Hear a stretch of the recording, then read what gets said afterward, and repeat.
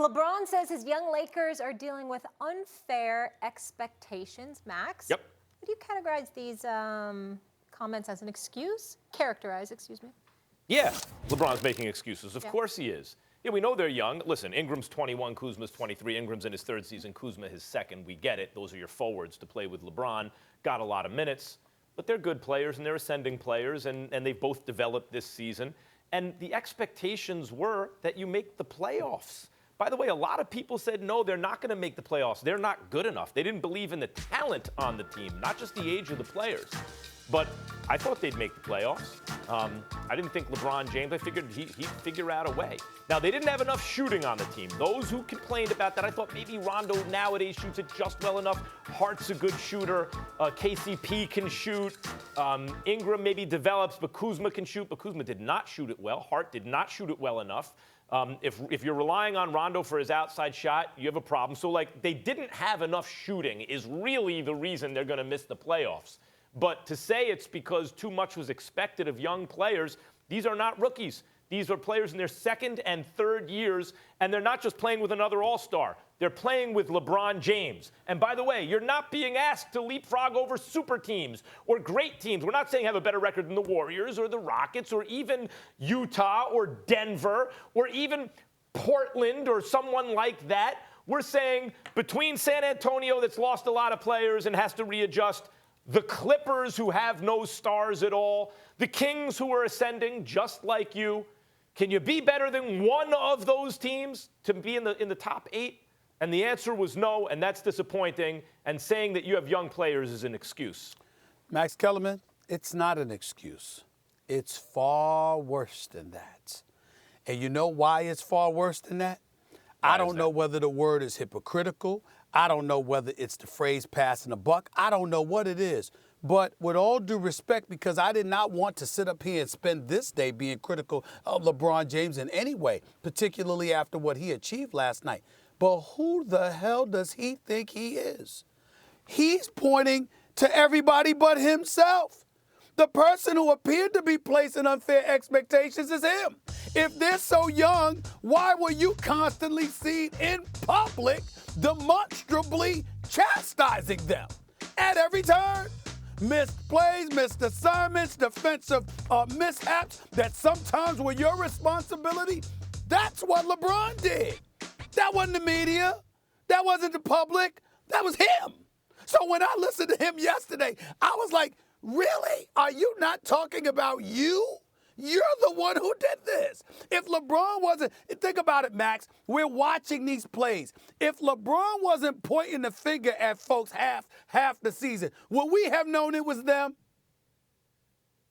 Yeah, because they're not winning, so you wouldn't. No, I understand about the not winning part, but I'm talking about individual plays at a particular moment in time when a defensive assignment was missed. How do we know? LeBron told us.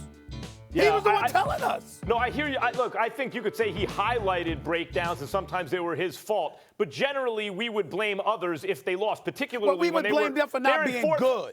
Right, we would blame them for not being good. I'm simply saying he highlighted who was making what mistakes at the time they were making them. Look, that's how we knew. They were a top 4 team in the Western Conference when he was healthy. And then they completely fall apart without him. And by the way, I keep pointing to Lonzo. Now they're 5-13 without Lonzo. The defense, the passing, and all that stuff. I know LeBron likes playing with Lonzo for good reason.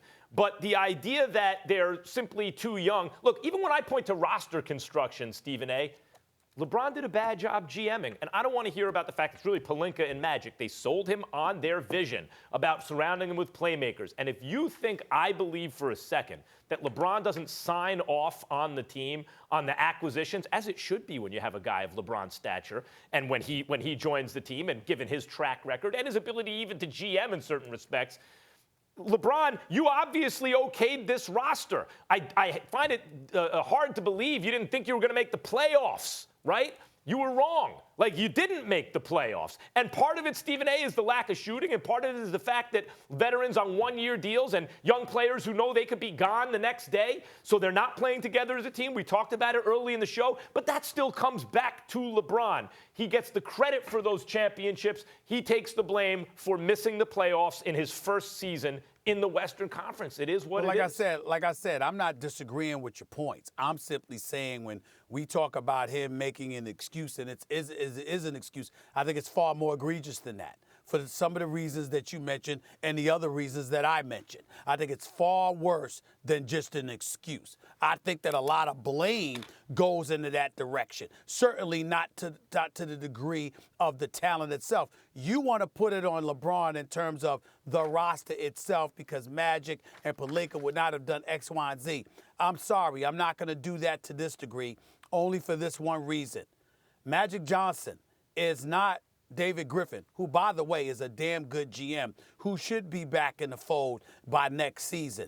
Magic Johnson is Magic Johnson. It is the Los Angeles Lakers. And that roster that you assembled, I'm not going to just look at LeBron James. I'm going to look at Magic, and I'm going to look at Pelinka, and to a lesser degree, I'm going to look at Kobe. Not because Kobe has anything to do with the roster that's being picked, but Kobe has a lot to do with why Rob Pelinka's the GM.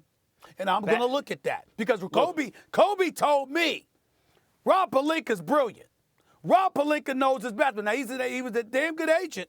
Please don't get me wrong. Even though a lot of folks hate on him, the man did his job as an agent. But I'm going to tell you, he is in this position. It's his first go-round.